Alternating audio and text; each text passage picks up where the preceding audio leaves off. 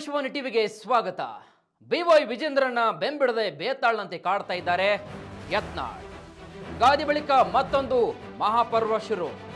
ಕೊನೆಯ ಅಸ್ತ್ರ ಪ್ರಯೋಗಿಸಲು ಯತ್ನಾಳ್ ಸಜ್ಜು. ಆದರೆ ಯತ್ನಾಳ್ ಪ್ರಯೋಗಿಸಿದ ಆ ಕೊನೆಯ ಅಸ್ತ್ರವೇ ತಿರುಗಿ ಬಾಣವಾಗುತ್ತಾ? ಇದೇ ಇವತ್ತಿನ ವಿಶೇಷ. ರಿವರ್ಸ್ ಆಗುತ್ತಾ ಯತ್ನಾಳ್ ಪ್ಲಾನ್? ನಾನು ವೀರೇಶ್ ಶಿವಾನಂದ್ ಅಂಬಿ.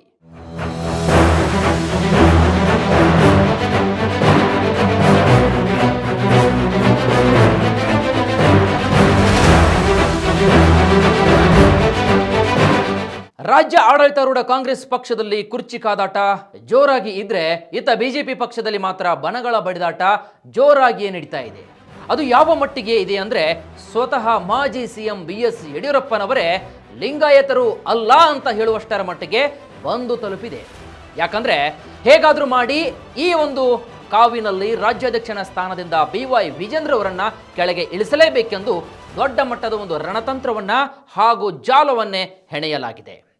ಆದರೆ ಇದ್ಯಾವುದೂ ಕೂಡ ಈಗ ವರ್ಕೌಟ್ ಆಗ್ತಾ ಇಲ್ಲ ಅಂತ ಕೂಡ ಹೇಳಲಾಗಿದೆ. ಯಾಕಂದ್ರೆ ವಿಜೇಂದ್ರ ಅವರ ವಿರುದ್ಧವಾಗಿ ಬಳಸಿದಂತಹ ಎಲ್ಲಾ ಅಸ್ತ್ರಗಳು ಸಕ್ಸಸ್ ಆಗದೇ ಇರುವುದರಿಂದ ಯತ್ನಾಳ್ ಇದೀಗ ಹೊಸ ಅಸ್ತ್ರವೊಂದನ್ನು ಬಳಸೋಕೆ ಮುಂದಾಗಿದ್ದಾರೆ. ಅದೇ ಯುಗಾದಿ ಹಬ್ಬದ ಬಳಿಕ ವಿಜೇಂದ್ರ ವಿರುದ್ಧ ರೆಬಲ್ ತಂಡವನ್ನ ಎತ್ತಿಕಟ್ಟುವುದು ಹಾಗೂ ಹೈಕಮಾಂಡ್ ಮಟ್ಟದಲ್ಲಿ ತಮ್ಮ ಇಚ್ಛಾಶಕ್ತಿಯ ಸಾಮರ್ಥ್ಯವನ್ನ ಬಹಳಷ್ಟು ಹೆಚ್ಚಿನ ಮಟ್ಟದಲ್ಲಿ ಪ್ರಯೋಗಿಸುವುದು. ಹಾಗಾದ್ರೆ BY ವಿಜೇಂದ್ರ ವಿರುದ್ಧ ಲಿಂಗಾಯತರನ್ನ ಎತ್ತಿಕಟ್ಟಲು ನಡೆದಿದೆಯಾ ಪ್ಲಾನ್? ರಾಜ್ಯಾಧ್ಯಕ್ಷ ವಿಜೇಂದ್ರ ಮೇಲೆ ಬಸನಗೌಡ ಪಾಟೀಲ್ ಯತ್ನಾಳ್ಗೆ ಅದೆಷ್ಟರ ಮಟ್ಟಿಗೆ ಸಿಟ್ಟು, ಕೋಪ, ಒಂದು ಕ್ರೋಧ ಇದೆ ಅಂದ್ರೆ, ಹೈಕಮಾಂಡ್ನಿಂದ ಒಂದಲ್ಲ ಎರಡು ಬಾರಿ ನೋಟಿಸ್ ಕೊಟ್ಟರೂ ಕೂಡ ಯಾವುದನ್ನು ಲೆಕ್ಕಿಸದೆ ಕ್ಯಾರೇ ಅನ್ನದೆ ಮತ್ತೆ ವಿಜೇಂದ್ರ ವಿರುದ್ಧ ವಾಗ್ದಾಳಿಯನ್ನು ನಡೆಸಿದ್ದಾರೆ ಯತ್ನಾಳ್ ಅವರು. ಇನ್ನು ಈ ಮಧ್ಯೆ ನನಗೆ ಯಾವ ನೋಟಿಸ್ ಬಂದಿಲ್ಲ, ಬಂದರೂ ಕೂಡ ಅಂತಹ ನೋಟಿಸ್ಗಳಿಗೆ ನಾನು ಹೆದರುವ ಮಗ ಅಂತೂ ನಾನು ಅಲ್ವೇ ಅಲ್ಲ ಅಂತ ಬಹಿರಂಗವಾಗಿ ಮಾಧ್ಯಮಗಳಿಗೆ ಹೇಳಿಕೆಯನ್ನು ಕೊಟ್ಟಿದ್ರು ಇದೇ ಯತ್ನಾಳ್.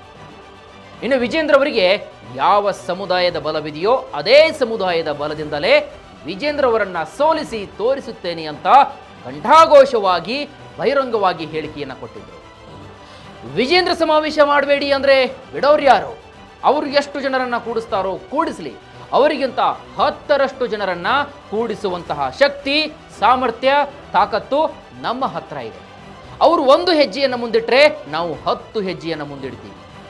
ಅವರ ಪ್ರತಿಯೊಂದು ಕ್ರಿಯೆಗೆ ನಮ್ಮ ಪ್ರತಿಕ್ರಿಯೆ ಇರುತ್ತೆ. ಏಟಿಗೆ ಎದುರೇಟು ಅಂತ ಇದ್ದೇ ಇರುತ್ತೆ. ಇನ್ನು ಅವರ ಬಳಿ ಹಣ ಇರಬಹುದು, ಆದರೆ ನಮ್ಮ ಬಳಿ ಜನರ ಬೆಂಬಲವಿದೆ ಅಂತ ಹೇಳಿದ್ದಾರೆ. ಇನ್ನು BY ವಿಜೇಂದ್ರ ರಾಜ್ಯಾಧ್ಯಕ್ಷನಾಗಿ ಮುಂದುವರಿಯುವುದು ಬಹುತೇಕ ಖಚಿತ. ತಮ್ಮ ಸ್ಥಾನಮಾನದ ಬಗ್ಗೆ ಯತ್ನಾಳ್ ಟೀಮ್ಗೆ ಇದೀಗ ಚಿಂತೆ ಕಾಡ್ತಿದೆಯಂತ ಬಹಳಷ್ಟು ಸ್ಪಷ್ಟವಾಗಿ ರಾಜ್ಯ ಬಿಜೆಪಿ ಪಾಳೆಯದಲ್ಲಿ ಹೇಳಲಾಗ್ತಾ ಇದೆ. ಹೌದು, ರಾಜ್ಯಾಧ್ಯಕ್ಷ BY ವಿಜೇಂದ್ರ ವಿರುದ್ಧ ತಮ್ಮ ಸ್ಥಾನದಲ್ಲಿ ಮುಂದುವರಿಯುವುದು ಬಹುತೇಕ ಖಚಿತ ಅಂತ ಹೇಳಲಾಗ್ತಾ ಇದೆ. ಮತ್ತೊಂದು ಕಡೆಗೆ ಒಂದು ವೇಳೆ ಬಸನಗೌಡ ಪಾಟೀಲ್ ಯತ್ನಾಳ್ ರಾಜ್ಯಾಧ್ಯಕ್ಷನಾದ್ರೆ ಅಥವಾ ಇವರ ಒಂದು ಟೀಮ್ನಲ್ಲೇ ಯಾರಾದರೂ ಆದರೆ ರಾಜ್ಯಾಧ್ಯಕ್ಷನ ಸ್ಥಾನದ ತೂಕವನ್ನ ತುಂಬುತ್ತಾರ ಹಾಗೂ ಪಕ್ಷದ ಎಲ್ಲಾ ಸದಸ್ಯರನ್ನ ವಿಶ್ವಾಸಕ್ಕೆ ತೆಗೆದುಕೊಂಡು ಹೋಗುವ ಸಾಮರ್ಥ್ಯ ಹಾಗೂ ನಿರ್ಧಾರವನ್ನು ತೆಗೆದುಕೊಳ್ಳುವ ಸಾಮರ್ಥ್ಯ ಇವರಲ್ಲಿ ಇದೆಯಾ ಅಂತ ಕೆಲವೊಂದಿಷ್ಟು ಮಾತುಗಳು ಕೂಡ ರಾಜ್ಯ ಬಿಜೆಪಿಯ ಪಾಳೆಯದಲ್ಲಿ ಕೆಲವೊಂದಿಷ್ಟು ನಾಯಕರು ಮಾತನಾಡ್ತಾ ಇದ್ದಾರೆ. ಇನ್ನು ಇದೇ BY ವಿಜೇಂದ್ರ ಅವರಿಗೆ ಲಿಂಗಾಯತ ಸಮುದಾಯ ಬೆಂಬಲ ಇರುವಂತೆ ನಮಗೂ ಕೂಡ ಅಷ್ಟೇ ಸಮುದಾಯದ ಬೆಂಬಲ ಇದೆ ಅಂತ ಹೈಕಮಾಂಡ್ಗೆ ತೋರಿಸಲು ಕೂಡಲ ಸಂಗಮದಲ್ಲಿ ಬೃಹತ್ ಲಿಂಗಾಯತ ಸಮಾವೇಶವನ್ನು ಮಾಡಲು ಯತ್ನಾಳ್ ಹಾಗೂ ಟೀಮ್ ಮುಂದಾಗಿದೆ. ವಿಜೇಂದ್ರ ಸಮಾವೇಶ ಮಾಡಬೇಡಿ ಅಂದ್ರೆ ಬಿಡೋರ್ಯಾರು? ದಾವಣಗೆರೆಯಲ್ಲಿ ನಮ್ಮ ಹಿಂದೂ ಸಮುದಾಯದ ತಾಕತ್ತು ಹೇಗಿದೆ ಅಂತನೂ ಕೂಡ ವಿಜೇಂದ್ರ ಬಣಕ್ಕೆ ತೋರಿಸ್ತೀವಿ. ಇನ್ನು ಇಡೀ ದೇಶಕ್ಕೆ ಹಿಂದುತ್ವದ ಸೌಂಡ್ ಕೇಳಬೇಕು, ಹಾಗೆ ಸಮಾವೇಶವನ್ನ ಮಾಡ್ತೀವಿ ಅಂತ ಹೇಳಿದರು. ಇನ್ನು ಎಲ್ಲಾ ವರ್ಗಗಳ ನಾಯಕರನ್ನ ಕೂಡಿಸಿಕೊಂಡು ಬೃಹತ್ ಸಮಾವೇಶವನ್ನ ಮಾಡಲಿಕ್ಕೆ ಯತ್ನಾಳ್ ಟೀಮ್ ಇದೀಗ ದಾವಣಗೆರೆಯಲ್ಲಿ ರೆಡಿ ಆಗ್ತಾ ಇದೆ. ಇದಕ್ಕಾಗಿ ರೆಬಲ್ ಟೀಮ್ ಸದಸ್ಯರು ತಂತ್ರಗಳನ್ನು ರೂಪಿಸ್ತಾ ಇದ್ದಾರೆ ಅಂತ ಕೂಡ ಹೇಳಲಾಗ್ತಾ ಇದೆ. ಆದ್ದರಿಂದ ಸದ್ದಿಲ್ಲದೆ ಶಾಸಕ ಬಸನಗೌಡ ಪಾಟೀಲ್ ಯತ್ನಾಳ್, GM ಸಿದ್ದೇಶ್ವರ್, ಶಾಸಕ BP ಹರೀಶ್ ಸಭೆಗಳನ್ನ ಮಾಡ್ತಾ ಇದ್ದಾರೆ. ಅತ್ತ ಮತ್ತೊಂದು ತಂಡದ ನಾಯಕರಾದಂತಹ ಶಾಸಕ ರಮೇಶ್ ಜಾರಕಿಹೊಳಿ, ಮಾಜಿ ಸಂಸದ ಅಣ್ಣಾ ಸಾಹೇಬ್ ಜೊಲ್ಲೆ, ಅರವಿಂದ್ ಲಿಂಬಾವಳಿ ಹಾಗೂ ಪ್ರತಾಪ್ ಸಿಂಹ ತಮ್ಮ ಜೊತೆಗೆ ಸಂಪರ್ಕ ಇರತಕ್ಕಂತಹ ಕೆಲವೊಂದಿಷ್ಟು ಪ್ರಮುಖ ನಾಯಕರ ಜೊತೆಗೆ ತಮ್ಮ ಬಣಕ್ಕೆ ಸೆಳೆದುಕೊಳ್ಳುವ ರಣತಂತ್ರವನ್ನು ಕೂಡ ಮಾಡ್ತಾ ಇದ್ದಾರೆ. ವೀಕ್ಷಕರೇ, ಇಲ್ಲಿ ಮತ್ತೊಂದು ಬಹುಮುಖ್ಯವಾದಂತಹ ಗಮನಿಸಬೇಕಾದಂತಹ ಒಂದು ಪ್ರಶ್ನೆ ಏನಪ್ಪಾ ಅಂತಂದ್ರೆ, ಇಲ್ಲಿ ವಿಜೇಂದ್ರ ಅವರನ್ನ ಹೇಗಾದರೂ ಮಾಡಿ ಅಧ್ಯಕ್ಷ ಸ್ಥಾನದಿಂದ ಕೆಳಗೆ ಇಳಿಸಲೇಬೇಕಂತ ಹಠ ಹಿಡಿದಿರ್ತಕ್ಕಂತಹ ರೆಬಲ್ ಟೀಮ್ ಒಂದು ವೇಳೆ ಅಂದುಕೊಂಡಿರ್ತಕ್ಕಂತಹ ಎಲ್ಲ ಟಾರ್ಗೆಟ್ಗಳು ಮಿಸ್ ಆದರೆ ಬಿಜೆಪಿ ಬಿಟ್ಟು ಹೊರ ಬರ್ತಾರೆ ಎಂಬ ಪ್ರಶ್ನೆ ಎಲ್ಲರಲ್ಲೂ ಕಾಡ್ತಾ ಇದೆ. ಯಾಕಂದ್ರೆ ಈ ಹಿಂದೆ ಮಾಜಿ ಸಿಎಂ BS ಯಡಿಯೂರಪ್ಪ ಪಕ್ಷದ ಆಂತರಿಕ ಕಲಹದಿಂದಾಗಿ ಮನಸ್ತಾಪಗೊಂಡು ಇನ್ಯಾವತ್ತೂ ಕೂಡ ನಾನು ಬಿಜೆಪಿಗೆ ವಾಪಸ್ ಬರಲ್ಲ ಅಂತ 2012ರಲ್ಲಿ KJP ಪಕ್ಷವನ್ನು ಕಟ್ಟಿದರು. ಇದನ್ನು ಗಮನಿಸಿದಂತಹ ಹೈಕಮಾಂಡ್ ರಾತ್ರೋರಾತ್ರಿ ರಾಜ್ಯಕ್ಕೆ ಆಗಮಿಸಿ ಯಡಿಯೂರಪ್ಪ ಅವರನ್ನ ಮನವೊಲಿಸುವ ಪ್ರಯತ್ನವನ್ನು ಕೂಡ ಮಾಡಿದ್ರು. ಯಾಕಂದ್ರೆ BSY ಒಂದು ವೇಳೆ ಪಕ್ಷವನ್ನು ಬಿಟ್ಟು ಹೋದ್ರೆ ರಾಜ್ಯದಲ್ಲಿ ಬಿಜೆಪಿಗೆ ಬಹುದೊಡ್ಡ ಹೊಡೆತ ಬೀಳುತ್ತೆ ಅಂತ ಮನಗಂಡು ಹರಸಾಹಸ ಪಟ್ಟು ಕೊನೆಗೂ ಕೂಡ BSY ಅವರನ್ನ ಹಾಗೂ ಅವರ ಮನಸ್ಸನ್ನ ಒಲಿಸುವಲ್ಲಿ ಸಕ್ಸಸ್ ಆದರು ಹೈಕಮಾಂಡ್.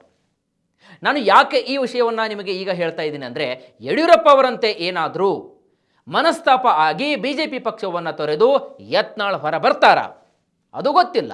ಒಂದು ವೇಳೆ ಬಂದರೆ ತಮ್ಮ ಬಣದವರನ್ನ ವಿಶ್ವಾಸಕ್ಕೆ ತೆಗೆದುಕೊಂಡು ಹೋಗುವ ಸಾಮರ್ಥ್ಯ ಯತ್ನಾಳ್ ಅವರಿಗೆ ಇದೆಯಾ, ಹಾಗೂ ಕೇಂದ್ರದ ನಾಯಕರನ್ನ ವಿರೋಧಿಸಿ ತಮ್ಮದೇ ಆದಂತಹ ಪಕ್ಷವನ್ನ ಕಟ್ಟುವ ಸಾಮರ್ಥ್ಯ ಇದೇ ಯತ್ನಾಳ್ ಅವರಲ್ಲಿ ಇದೆಯಾ ಎಂಬ ಕೆಲವೊಂದಿಷ್ಟು ಪ್ರಶ್ನೆಗಳು ರಾಜ್ಯ ರಾಜಕೀಯ ಪಾಳ್ಯದಲ್ಲಿ ಕೇಳಿ ಬರ್ತಾ ಇವೆ. ಯಾಕಂದ್ರೆ ಬಿಜೆಪಿಯ ಪಕ್ಷದಲ್ಲಿ ಯತ್ನಾಳ್ ಅವರಷ್ಟು ನಾಲಿಗೆಯನ್ನ ಯಾರೂ ಕೂಡ ಹರಿಬಿಟ್ಟಿಲ್ಲ ಎಂಬುದು ವಿಜೇಂದ್ರ ಬಣದ ನಾಯಕರ ಪ್ರಬಲವಾದಂತಹ ವಾದವಾಗಿದೆ.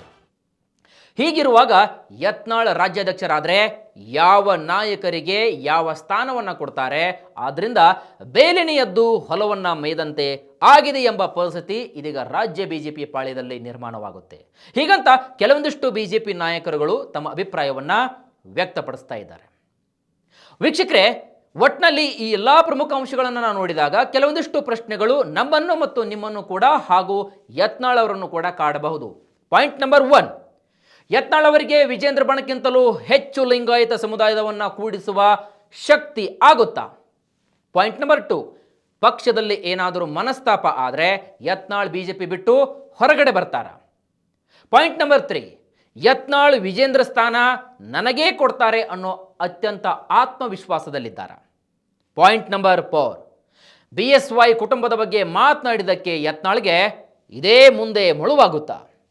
ಇನ್ನು ಕೊನೆಯದಾಗಿ ಪಾಯಿಂಟ್ ನಂಬರ್ 5, ಅಂತಿಮ ಹಂತದಲ್ಲಿರುವಂತಹ ಯತ್ನಾಳ್ ಮತ್ತು ಯತ್ನಾಳ್ ಟೀಮನ್ನ ವಿಜೇಂದ್ರ ಬಣ ಮೂಲೆಗುಂಪು ಮಾಡುತ್ತಾ?